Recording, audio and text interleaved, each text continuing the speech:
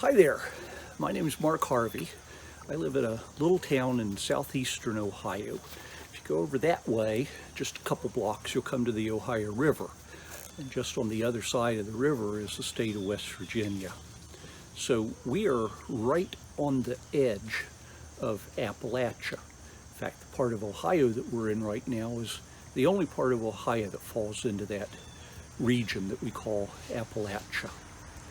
I've lived here almost all my life, within about 20 miles of here in the three counties of Mason County, West Virginia, Meigs, and Gallia County, Ohio.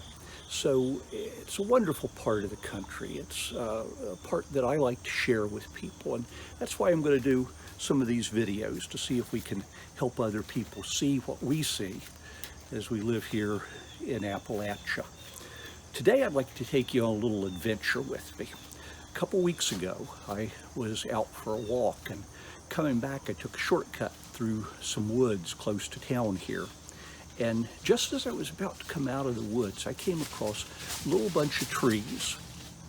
And those trees had clusters of beautiful little red berries on them. Well, I did a little bit of research and I figured out that that tree, those berries, are called cherry silverberries. They're also called Goumi berries. It's a plant that's actually native to China and was introduced around here. Some people grow them for ornament. Some people grow them for the berries, which are edible. Tried a few of them and they were really quite good. Nice tart flavor, neat little berry. Well, ever since then, like I said, that's been a couple weeks ago, and ever since then, I've been thinking about those berries, wondering if they're still there, wondering if maybe we can get some of them, wondering what we might be able to do with them if we did. So, today, I'm going to take you with me. I'm going to take the camera, we're going to walk back over a mile or so from here, walk back in there, find those trees again, and see if there's any berries left. If there are, if there's just a few, we'll eat them. If we can get enough, we'll see what else we might be able to do with them. Maybe make some jelly, maybe make some elixir, some juice. We'll just kind of see. And like I said, we'll bring you along for the ride, see what we can find. So, hang tight, here we go.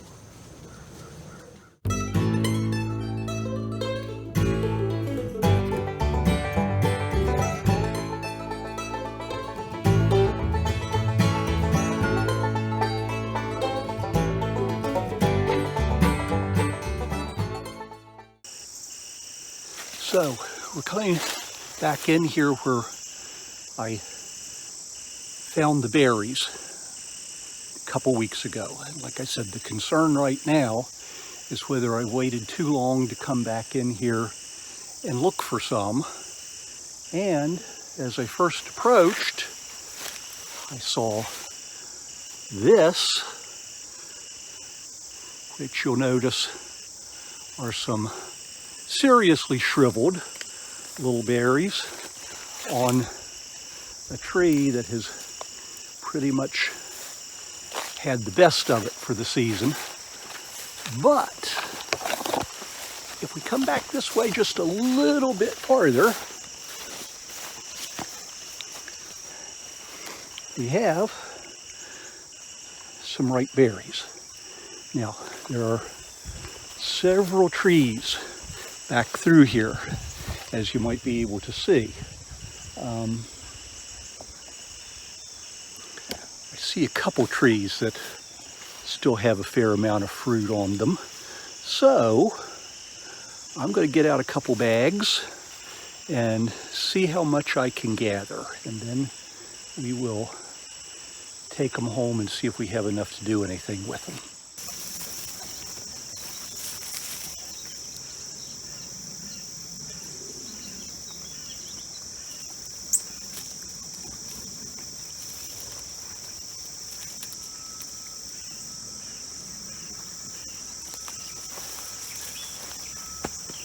These are very good.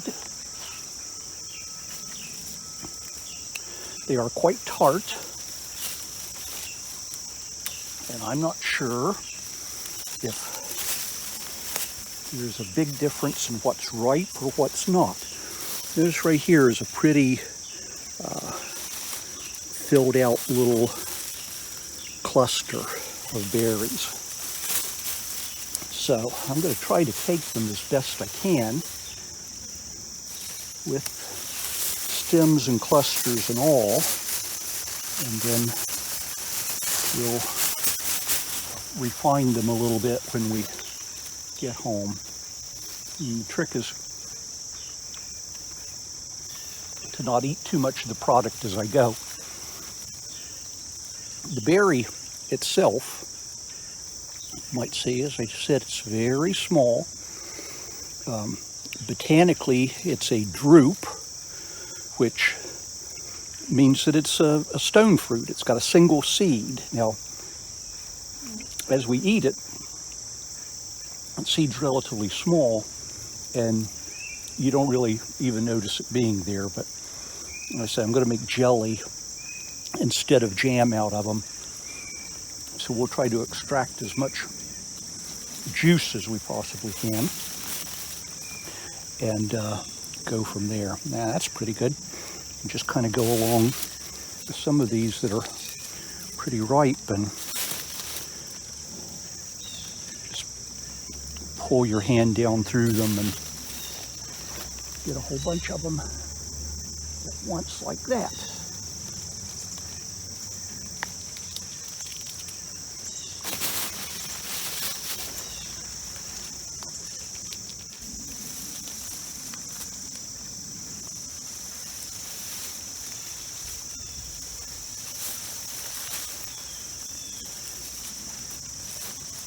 See all of this up in here. This is kind of a jackpot up in here.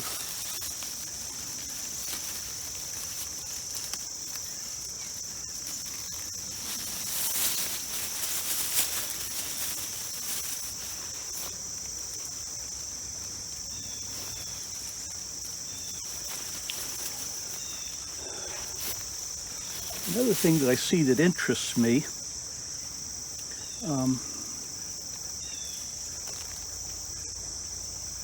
right here we have some twigs where the fruit completely dried on the twig. So I'm assuming that this is kind of what a fully ripe seed structure would be for this plant. And before we're done, I'm going to try to get some of this, take it back with me, and just see what the chances are that I might be able to get a start of these. Grow them in my yard so I don't have to come out in the woods after them. The place that I am is relatively close to a high power right-of-way, and it looks as if there is a trail that's probably been cut by a four-wheel drive truck or tractor or something to get back up in here. I don't really see any sign other than that of people having been back in here lately. As I stand here, I see 1, 2, 3, 4, 5, 6, 7, 8 of these trees, not counting any of these back through this way. Again, if you read up about this plant, it will call it a large shrub or a small tree. And these obviously have been here for quite some time, and some of them you could, I guess, kind of call shrub-like, but they're definitely what I'd call little trees. As I said, I haven't seen any evidence of anybody being back up in here. It's the second week of October, the second full week of October, and we've had some really hot weather this year. Today it's cooled off a little bit. It's around 70 or so, I believe, so it's not bad at all. And it appears that we pretty much have the woods to ourselves. It is squirrel hunting season, so it's not out of the question that somebody could be back up in here hunting squirrels, although it is the middle of the day and people usually hunt squirrels early in the morning or late in the day. I made sure not to wear my lucky squirrel hat though, just in case.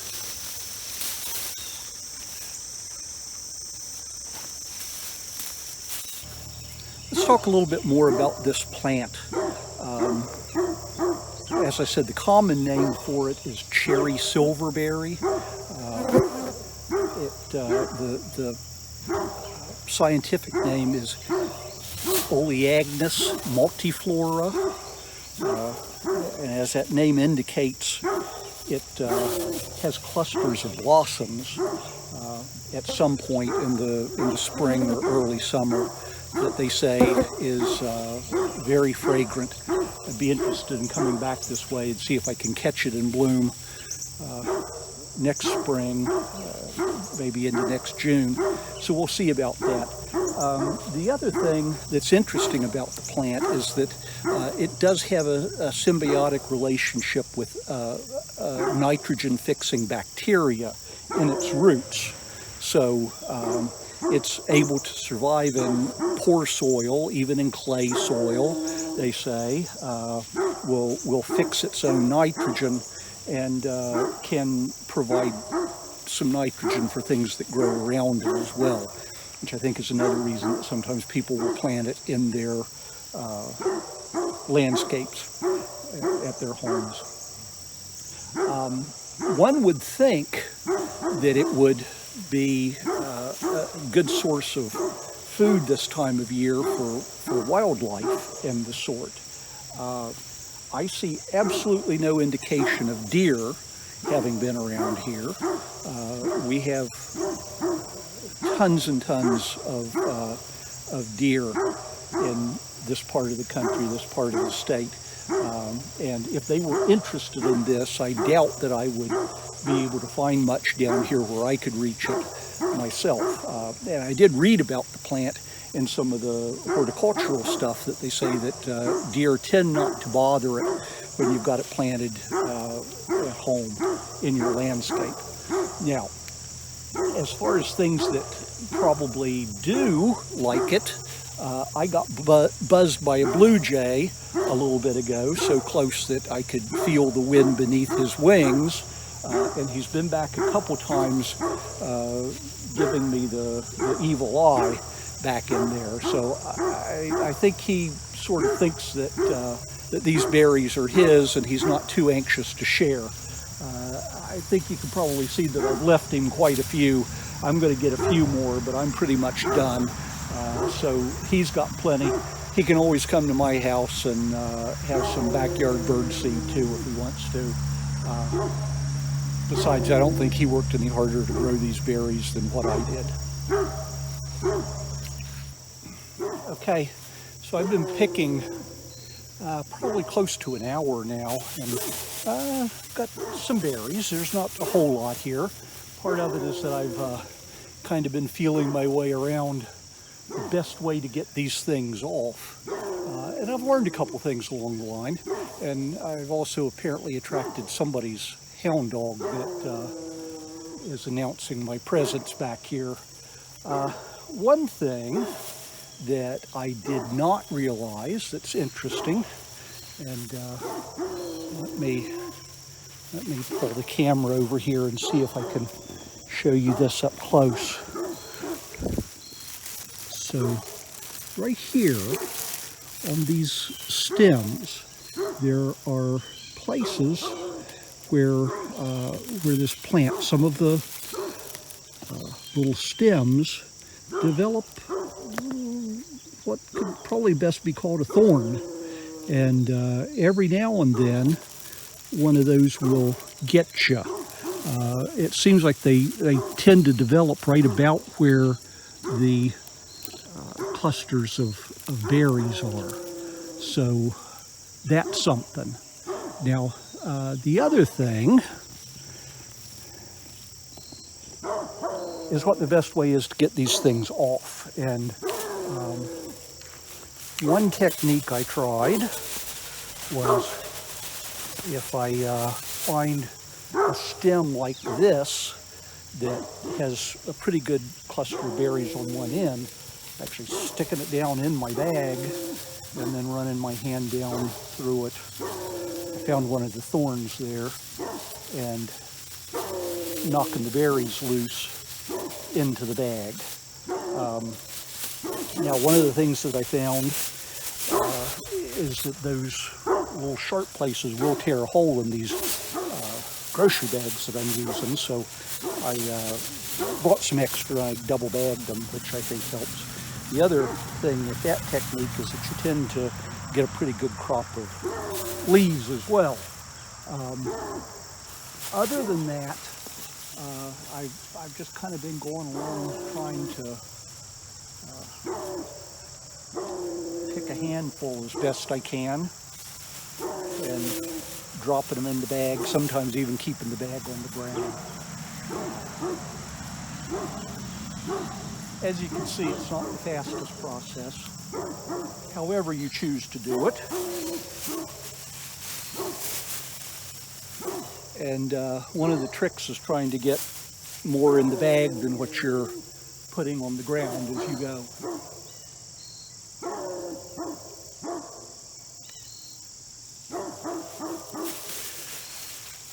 This place that I am, my wife's grandparents had a family farm just basically across the road and back over that way a little ways. And she spent a lot of weekends there growing up when she was little. Some of the family, I think, still owns it. So yeah, we've got roots that are pretty deep here.